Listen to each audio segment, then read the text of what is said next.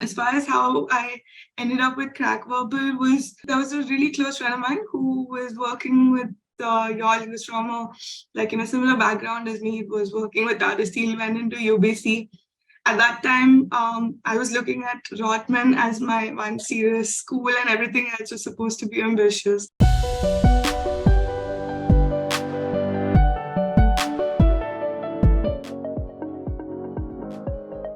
I think just to get started, what we would love to know, Aditi, is mostly for people who are watching this, is what background, what your motivations were to start this whole journey.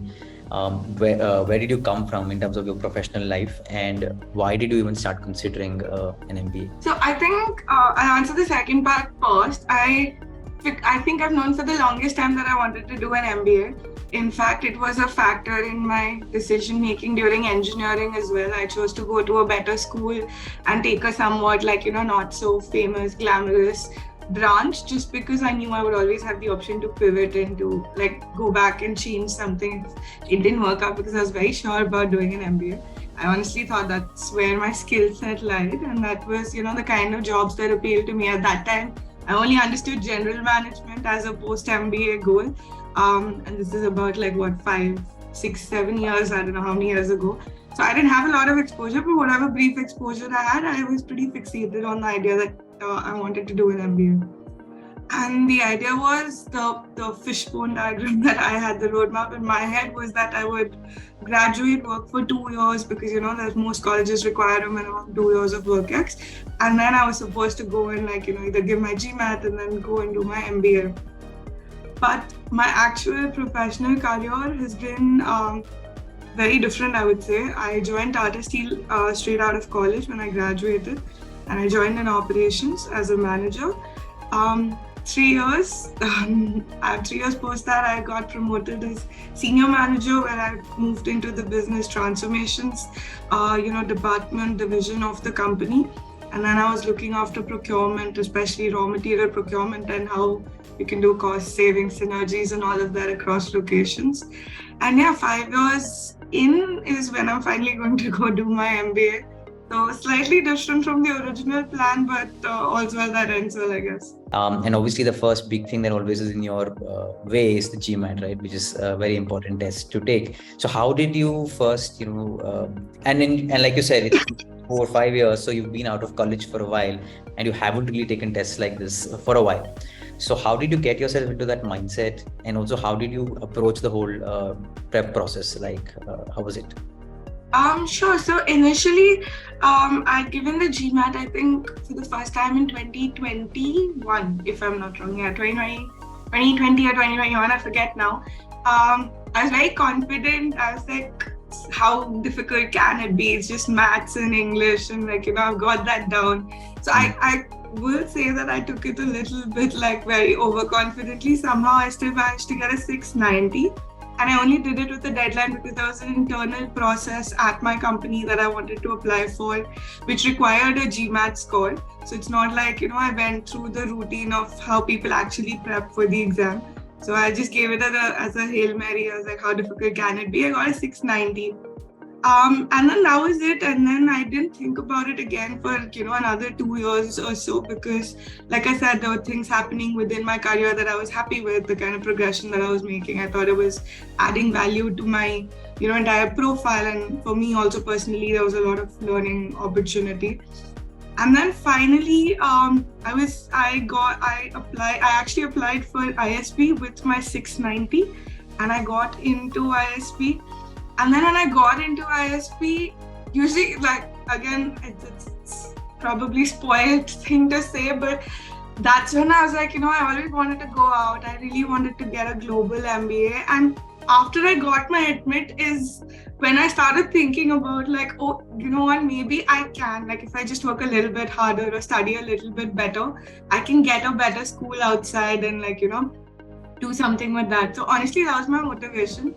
I deferred my admission by 1 year, and I gave myself that 1 year because I honestly took a bet on myself. I said, if it works out, it works out. Otherwise, I have a very good, option to go back to as well. So then, yeah, I took that 1 year off, and because there was a lot of things, a lot of people didn't even understand. They were like, ISB is such a great school. Why would you want to spend more, take 1 more year? There's a lot of opportunity cost also involved. It's a lot of hard work. Why do you really want to do all of that? But I knew I didn't want to have that regret. That I didn't want to look back at some point and be like, "Shayad thoda aur kar liya hota to ho jata," or something like that. So yeah, so then that's how I went about it. What was lucky for me was that there were people around me who were also preparing for the GMAT. And we would all get together and try and keep each other motivated and study together. So there were little things. But yeah, that's essentially. And then finally I gave it last year in September. And I got a 710, and then that's this course that I've applied with. Considering the colleges that you applied to, right? So you applied to all maybe really, really top schools, like you looked at, I think Ross, UNC, TUC, INSEAD, Rotman. Yeah. So all of these top schools, if you look at averages, maybe the averages were a little higher than the score that you've gotten. So did you see that and did you think about it, or did you think I need to do a little bit?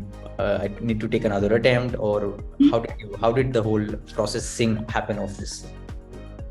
So for me, it's been a very I would say it's been a very interesting process, because even when I first I think thought of the schools that I wanted to go to when I was deferring, somewhere in my head I really wanted to go into an Ivy League school, or a school that makes it in the top 10 list of the world. I don't know why, I just thought I could do it, and that's where I really wanted to go. So that was obviously one factor. But like you said, I already had a really good option. So I had to make sure that if I'm going outside, either A, I'm doing something that I really wanted to do in terms of going to one of these top 10 schools, which is essentially what I did with INSEAD, or that it would make sense in the perspective of I don't know how to explain it, but I was very ambitious with my school selections. I also know that when I think I first gave you that list also, I think there was, a certain amount of editing that, between us we did. But I did push for INSEAD and Yale, because again, if I hadn't, I would always feel like I could have, and then had I done it, But going into the 5-6 schools that I did do a shortlist with y'all, and even the ones that I applied for outside, there were very few schools that I went into with the mindset that I'll definitely get into it, or I have a very good chance of getting into it. Perhaps Rotman was one of those schools, just maybe because the score or the student profiles that they had. But everything else, like you said, was a little bit ambitious. And I felt like it would give me not value for money, I don't know what the right terminology for it is, but it would be worth the trade-off, worth giving up ISB and worth giving up this 1 year for. I didn't want to go to a school that was not in the top 5 or top 10 of that particular country, because I could go to the best one in India. So why would I not do that in some other place? So for me, I feel like with Rotman or with INSEAD or even with Ross and Yale, it was always about just picking the best schools from whatever geographies that I was interested in and applying to only those. Why did you decide on coming to a consultant and working with a consultant? How did that whole process go of researching and coming, finally landing with us and giving us the opportunity to work with you? It's actually a very funny story. Like I told you, my entire approach, I feel, to the MBA has been a fairly overconfident one, and I think it's humbled me through the process. So in September, what happened was I just got my 710, and I had the round 1 deadline. I applied to Cornell because it was in my head, one of the schools that was still within my range. I could, if I fought a little bit or wrote a really good essay, I thought that I had a good chance. And so I did. And then that was the first time I ever got rejected from anything in my life. I'd never faced a rejection until that point. And I went to it without even the possibility that, maybe my essays are not the best. That idea hadn't crossed my head, because I did the ISB application on my own, and since it worked out, I just kind of presumed that that's how it would go, for every other place as well. And then so when I didn't get into Cornell, that was kind of when I got a reality check, and then I actually started talking to a lot of people, because and you would agree, taking a consultant is a big time commitment, money commitment, and it's not things you can make easily. And those were things that I had not considered because I thought I didn't need it only. And then when I didn't get into like this one school, that's kind of when I reevaluated where I stand. Even when I looked at my essays again post my application, there were flaws that I saw, but I couldn't really find a better voice for my own self. And so when I spoke to people, who have gone through the process before me, which I should have done earlier and I did, but when I spoke to them, a lot of them said that it helps to have a consultant just because it's like a nice third-person perspective on your life, whether it's for the good or the bad. Sometimes you tend to highlight only the good and you don't see the loopholes, or sometimes you have strengths that you don't really analyze, and a third person can probably help you with that. So that's how I got into the consulting process. As far as how I ended up with Crackverbal was that there was a really close friend of mine who was working with y'all. He was from a similar background as me. He was working with Aditi. He went into UBC. At that time, I was looking at Rotman as my one serious school, and everything else was supposed to be ambitious. So since this was a similar demographic and everything else worked out, I was able to, the friends that I was preparing with were also able to come on board with you, and it was also because we were so late into the process. I feel like we started, if I remember correctly, 1st of December. I was honestly not sure about you get a kind of confidence about the amount of effort that the second person's willing to put into it, because you are, because you're paying for it, or it's your life. But just because it's a 1 month span and I had 5 schools and 8 schools or something, a lot of people said this is not doable, it's fine, we'll try if you come with us. But for me, I did not have that sense of belief, which I did when I spoke to Karthik from your team, and then the entire handover process also was very quick. I think within 2 days we had spoken and we'd gotten a basic idea of our story. So for me, those were that gave me a lot of confidence, and I think all for the better. How did you research the schools? How did you introspect and how helpful was, I think, talking to your specific mentor, right? I think it was Vatika speaking to you. So how was that whole journey from all angles? I would wholeheartedly, I would say 90% of the credit goes to Vatika, because I was still working full time, and I was working full time, then there was a vacation that I had to take, and there were a lot of things that were happening. I honestly don't think it would have been possible had she not been as supportive with me, had she not been as strict as she was with me also sometimes. And I think that was honestly, I'm not even kidding, I feel like 90% of the credit I would give to her.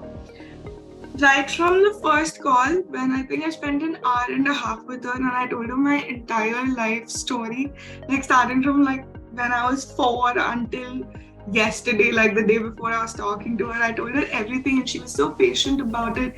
She was actually trying to listen. She luckily for me, she related also with a lot of the work I'd done. She'd had similar experience. She'd applied to Tepper and gotten in, and there were a lot of points of connects that I found with her, which is why I got really comfortable really quickly. But then there's no other word for it. I think she was extremely dedicated with me. Every time the turnaround time, because we were doing 5 schools and let's say an average of 3 essays, and she had 7, but an average of 3-4 essays per school is insane. We were literally pushing out 1 essay a day. And she was so supportive because she was also working full time, but I don't think she ever took more than at max an entire day, in an entire 24 hours to give me her feedback. And I have to say that because she was so invested, she was actually genuinely invested in my journey, I feel like that also gave me that extra boost to go back and push myself harder, stay up till whenever it was required. Even when I was traveling, I remember I was sitting in the back of a car in the middle of a family vacation and typing my essays out. But so in terms of that, the schedule that she made out, we tried to follow it as much as we could. Any delay that happened was strictly on my end, never on hers. But she was accommodative of it, and she was with me every step of the way. So for me, that was great, and I was really happy with the matching that I had, because I don't know, she gave me a lot of guidance. In fact, even in terms of my goals, how I could have put them better for UNC, I got into UNC. I got an admit from UNC with a very good scholarship as well. And she personally put me in touch with, some contacts that she had. And she insisted, because when I started out, I would say I had a very superficial idea of what I wanted to do post my MBA.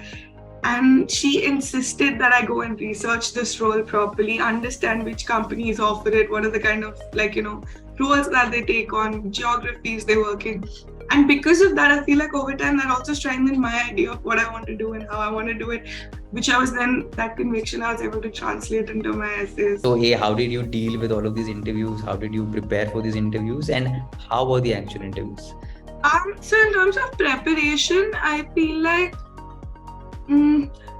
communication is not something that I really needed to work on when I was starting with my interview prep journey. I feel like that was something I was fairly confident about. So I focused a lot on the content, and I would make it a point that I had the typical questions written out. Why MBA, why now, why the school, and all of that. And by the end of it, I feel like by the end of my 5th school, or how many ever interviews I gave, I feel like if you woke me up in the middle of the night, also I could give you a very standard response to everything. So in terms of that, there was a template that I built. Because I'd gotten help for TUC really early on, I also had a fair bit of idea on what kind of questions to expect and how to prepare for them. So that was I think really helpful, because I did one round of interview prep with you. I think you and me had taken that first interview also. So that was really helpful, because it gave me the template that I was talking about, and it made that template for me. But I think the key also to any interview is to just really know. You don't have to know everything about the school, I will say that. But if you know the 5 big things that you take away from it could be anything. It could be like a course or some extracurricular activity or a club, or even just the community around it. So I think that really helps, because again, that conviction shows through in an interview. I feel like interviews are much easier if you can convince yourself that you really want the school, because then you're not pretending, and then you're just being very honest and frank about what you're saying. So I think that's number 1. Number 2, the number of people you speak with, and just small takeaways. Like for Ross, I was speaking to an alum who happens to be a friend of mine, and he just happened to tell me about a podcast that he was managing. And in my interview, coincidentally, I said that this is something. Then I obviously looked it up. I heard a couple of podcasts. And then coincidentally, my interviewer had managed this in her time in the previous year, and I didn't know that. But it was a good touch point to have, and obviously it gives you a sort of positive affirmation or whatever.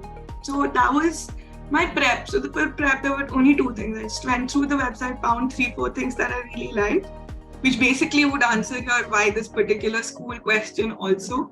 And then number 2 was speak to as many people as you can and try to get an overall idea about what the culture is like, or what are the important takeaways for those students, and that depends on a school to school basis. So that was that. I think it was Rotman that came through, INSEAD obviously that came through, and UNC came through with a good scholarship as well. So first, congratulations on all of them. And the second thing is, now how did you choose? How did you make this decision, and where are you finally going? It was a very instinctive decision. I feel like, throughout the process also, you say a lot of times that this is my rank 1, this is my rank 2, this is my rank 3. But then when the options present themselves to you, I feel like that entire ranking goes for a toss, and you have some completely different metric by which you gauge things. But I think why I ended up choosing INSEAD was, first and foremost, it is still one of the best schools, has consistently been. That was always my idea. Even in my earlier ranking also, it was Rotman and then INSEAD, because just in case if it happens, then that was that. Number 2, I think there is also I've stayed in Europe for a bit, so there was a little bit of familiarity there, and I was thinking this. My father had the opportunity to do a course over there, and I'd already, it was the kind of I don't know how to explain it. I feel like a lot of people around me for a lot of time in my life had been talking about INSEAD in some way or the other. So whether it was my dad doing a course or whether it was senior leadership within my company that was doing courses like executive programs or just my general, information about the school. So I feel like somewhere that kind of clicked in, and I chose to go here. I do think that there's a lot of alignment between the school and what I do want to do post my MBA. But that was true of all the places that I'd applied to. So it was not like this was the only school out of where I was getting my short-term goals. But yeah, like strong post-placement values, it opened up a lot of demographics for me. One last thing I wanted to ask you was, let's say if somebody is just starting out, thinking about an MBA, even not the GMAT, nothing done yet. So how do you think that person should, approach this whole, what advice would you give essentially? I feel like first and foremost, you should give the GMAT or GRE. I think a lot of people that I have spoken to since since having applied, are not very aware of how GRE is also a very plausible option for applying to a lot of B schools, because I think most of the B schools, in fact all of the B schools that I applied to also accept a GRE score. From the feedback I got from a lot of people, the GRE is also as an exam maybe a little bit easier to give than the GMAT for Indian students in particular. So I would say that first do like a mock between GRE and GMAT and figure out what is the exam that you want to go with. Number two, I would say, is go ahead and give the exam, because then that gives you a starting point. Because until then, it'll always be hard. I can do this also, I can give my exam also, I can do application also. But I feel like have whatever your concrete starting point is. And I feel like if you make that your score, because then it makes it easier for you to then select schools or then know where you want to go and what are your ambitious, not ambitious. If you're not happy with your school selection, then you have motivation to give your exam again. So I feel like that's a good starting point to have. Post that, I feel like the application process, you should not do what I did. Give yourself at least 2 months or so, because I feel like the process is very nice. Like it gives you a lot of chance to introspect, to actually figure out what you want to do. Because I feel like until now, until you're forced to do it, you give superficial answers of I want to do this, I want to become a consultant, I want to become a CEO. But the why of it, I don't think people take a lot of time to either understand or accept to themselves much before they can tell the whole world. And I feel like the application process, no matter which school it is, forces you to do that, because you can't write stories you don't believe in. So I feel like that's a very good process to go through. And I would have loved to have a little more time to have enjoyed that experience. But one way or the other, go back and forth with your essays, because the second time you read it, there will be some 10 things that you want to change, and the third time there'll be 7 things. So I feel like the more number of iterations you can do, the more number of eyes you can get on it, that's always a great place to start. I feel like depending on your risk aptitude, make your school selection list also a very diverse of safe and ambitious list, and then make sure that you're giving yourself scope to dream. I would say just have one dream school. You probably know you have no shot of getting into it, but apply anyway, just so that you tried. But that's again something personal to everybody. I wouldn't say that this is a one shoe fits all kind of a thing. And honestly, I would say that people should get an admissions consultant, just because, and again, I'm not saying this because I'm speaking with you, this is genuinely feedback I've given to a lot of people also since, because it gives you a process. Otherwise, you're kind of in the dark figuring things out on your own, which is great if you can do it. But I don't see the harm in getting a third person perspective or a second set of eyes who can iron out the little kinks for you, whether it's the grammar, whether it's just something as basic as a grammar check, to actually listening to your stories, finding a nice angle to put on it.